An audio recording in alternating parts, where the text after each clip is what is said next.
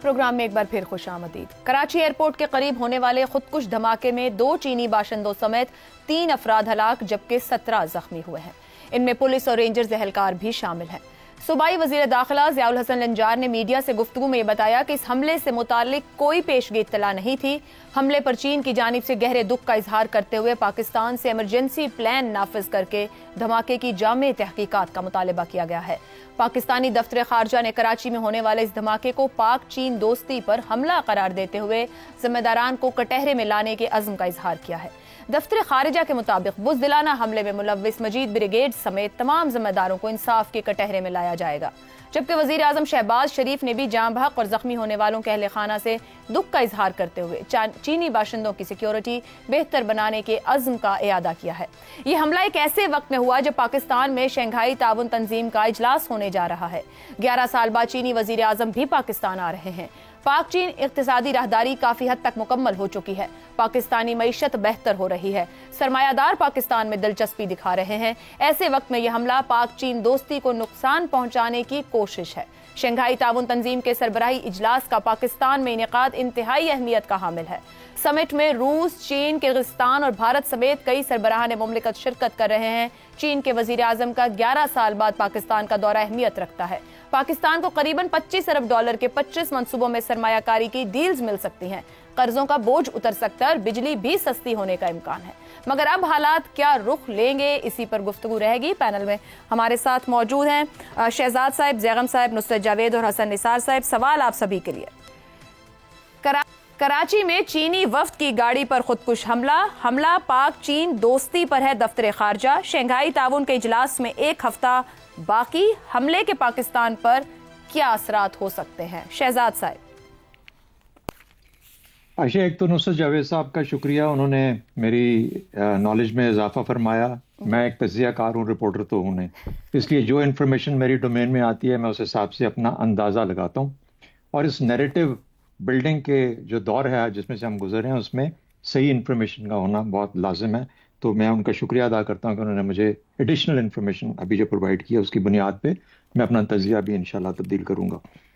جہاں تک آپ کے سوال کا تعلق ہے، دیکھیے یہ تو ہر ایک کو پتا ہے نا کہ شنگھائی کوآپریشن آرگنائزیشن جو ہے SCO کی میٹنگ، جس کا چین ایک روئے رواں ہے اور پاکستان کا بہت ہی اہم مہمان ہے، اور اس کا وزیر اعظم 3-4 دن کے لیے آئے گا یہاں پر، یہ تو اسی ہفتے اور اس ہفتے کے آخر میں یہ کام ہونے جا رہا تھا۔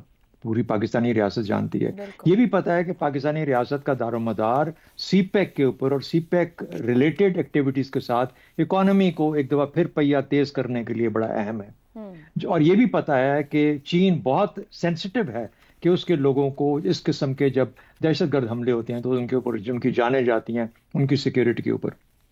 اب اگر یہ سب کچھ معلوم ہے اور آپ کو کراچی جیسے شہر میں کسی چائنیزی لوگوں کو، اور فارنرز بھی ہو سکتے ہیں، باقی لوگ بھی ہو سکتے ہیں، ان کی موومنٹ جب آپ نے کرانی ہو تو کیا کوئی ایسا کنٹرول روم ایگزسٹ کرتا ہے جہاں پر صبح سے آپ کو پتا ہو کہ آج یہ موومنٹ ہونی ہے؟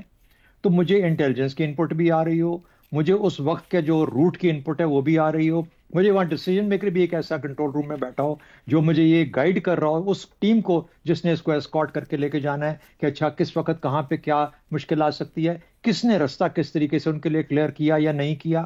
اب یہ وہ تمام چیزیں ہیں جو کہ آپریشنل لیول کی ہیں، اور اس آپریشنل لیول کے اندر کیونکہ پاکستانی سوچ کے حساب سے ہم وقت ڈنگ ٹپاؤ قسم کے ایک قوم ہیں، ہم A to Z بیٹھ کے پلان اور ڈیٹیل کرنے والے لوگ نہیں ہیں۔ تو میرا سوال IG صاحب یا فار دیٹ میٹر جو آپ کی سیکیورٹی اور ایڈمنسٹریٹو اپریٹس ہے سندھ کا، ان سے یہ ہوگا کہ بھائی یہ اس قسم کا کنٹرول روم ایگزسٹ کرتا ہے تو کہاں کرتا ہے، اس کی کیا رپورٹ تھی اس دن کی جب آپ نے چائنیز کو موو کیا یا ان لوگوں کو موو کیا، آپ کو پتا تھا کتنا اہم اور سینسٹیو معاملہ ہے، آپ کے پاس کیا کنٹرول اور انفارمیشن تھی، آپ نے کس طریقے سے سیکیورٹی کو، یا ویسے ہی لے کے چل پڑے، 2 آگے گاڑیاں 2 پیچھے اور بیچ میں کوئی آ کے لگ گیا اور اس نے آ کے بم پاڑ دیا، جو کہ عام طور پہ ہمارے یہاں ہوتا ہے۔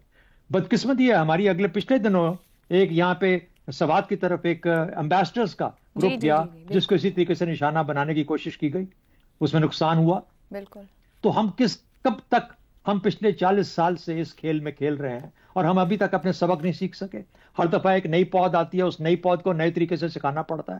میرا خیال ہے یہ مکمل طور پر ایک آپریشنل فیلئر ہے, آپریشنل فیلئر. اب دشمن تو اپنا وقت چنے گا اور ایسا ہی وقت چنے گا جس کے اندر کہ چوٹ جب لگائے گا تو اس کا زخم بہت گہرا ہوگا اور بہت دور تلک جائے گا. اب وہ ایجنڈا ڈکٹیٹ کرے گا, وہ ایجنڈا جو آپ لے کے بیٹھے تھے چائنیز پرائم منسٹر کے لیے, اب وہ دہشت گردوں نے ڈکٹیٹ کر دیا کہ اب اس پہ بات کرو بیٹھ کے اور اپنی صفائیاں دو کہ تم نے یہ کام کس طریقے سے ہونے دیا اور کیوں ان کی حفاظت نہیں کر پائی. ٹھیک ہو گیا.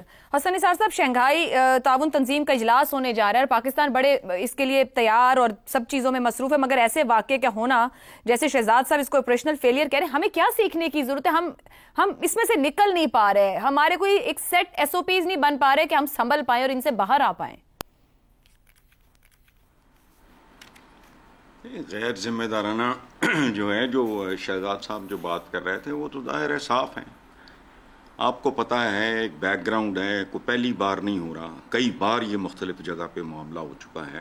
اگر آپ سیکیورٹی وغیرہ کا بھی بندوبست نہیں کر سکتے تو پھر گھروں گھر ہی جائیں.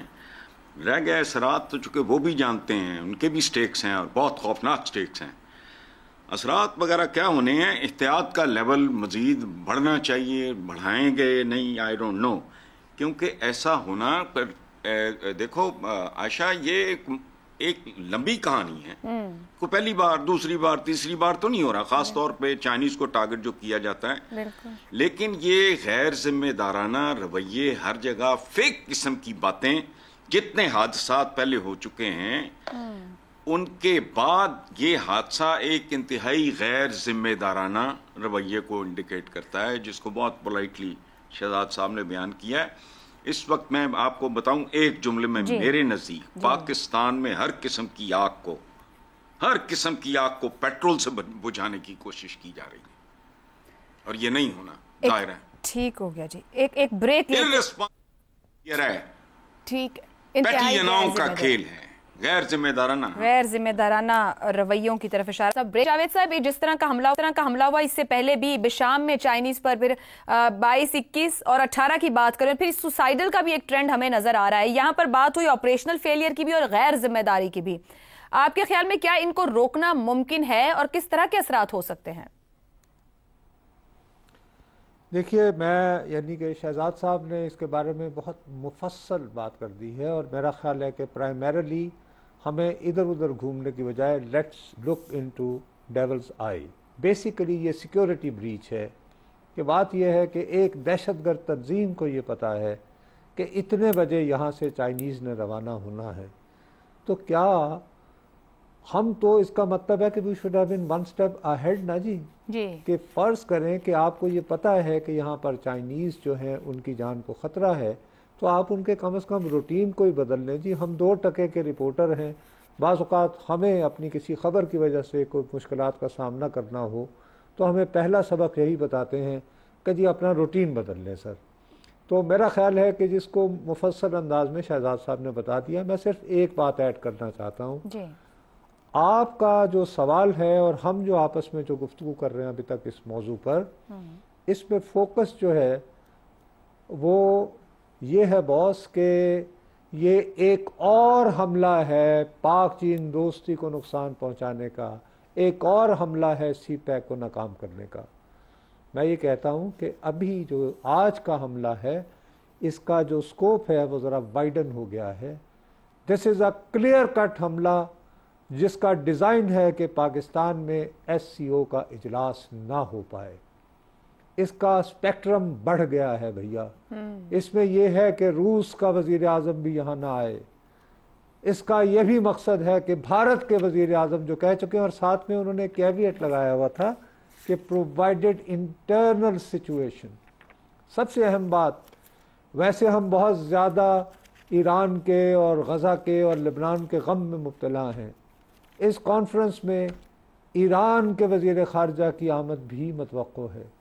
خدا نخواستہ میرے منہ میں خاک, اگر اسی طرح کے 3-4 اور واقعات ہو جاتے ہیں, اور دوبارہ کہہ رہا ہوں میرے منہ میں خاک, ہم یہ کانفرنس ہولڈ کرنے کے قابل نہ رہے تو ہماری کتنی جگ ہسائی ہوگی. سر انشاءاللہ کانفرنس وقت پر ہوگی.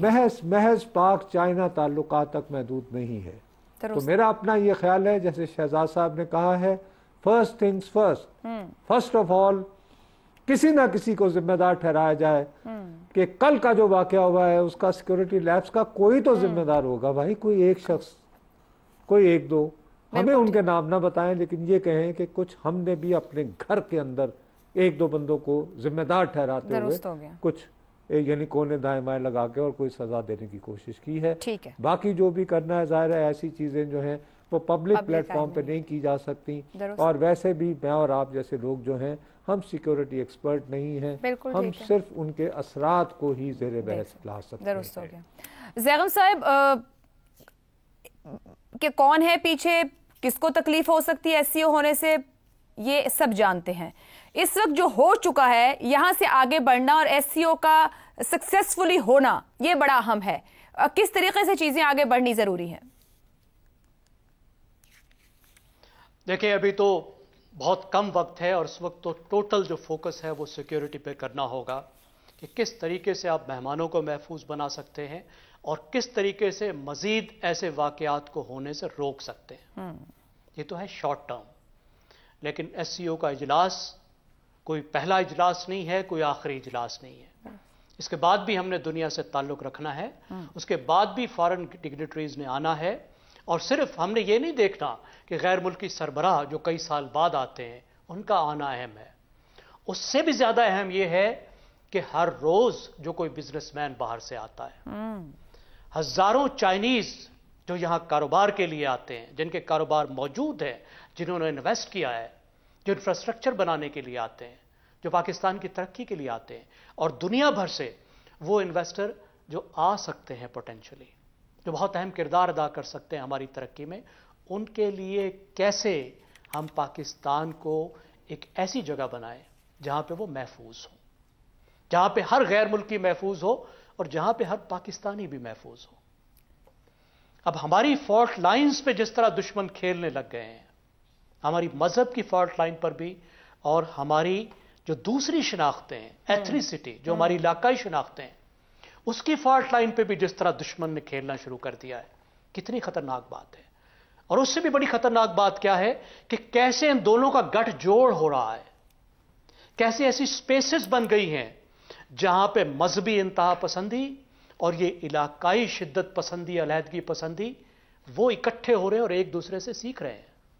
کدھر سے آ گیا ہے مجید بریگیڈ؟ کہاں سے انہوں نے سیکھ لیا ہے سوئسائڈ بامنگ اور اچانک سے سوئسائڈ بامنگ شروع کر لی؟ کیا ہمیں معلوم نہیں ہے کہ افغانستان کی سرزمین پہ ان دونوں کی پناہ گاہیں ہیں اور آپس میں ایک دوسرے کی کوآپریشن بھی کرنے لگ رہے ہیں، ان کا آپس میں گٹھ جوڑ ہے، ان کا آپس میں فیوژن ہے. ٹھیک. لیکن اس سے آپ ایک سٹیپ اور پیچھے جائیں. جی.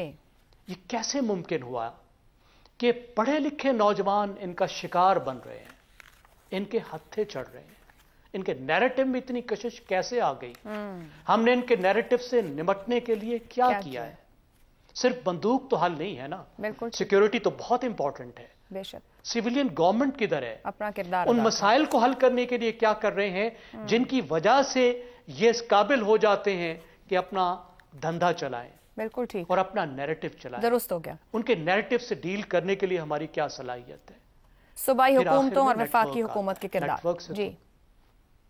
سب دیکھیں، ون کنٹری اسٹریٹجی، پورے پاکستان کو اس کے مسئلے کے لیے اکٹھا کھڑا ہونا ہوگا. وہ صوبے ہوں، وہ وفاق ہوں، وہ سول بیوروکریسی ہو، وہ علماء ہوں، وہ شہری ہوں، وہ میڈیا ہو. یہ ہم سب کی جنگ ہے، ہم نے اس کو مل کر لڑنا ہے.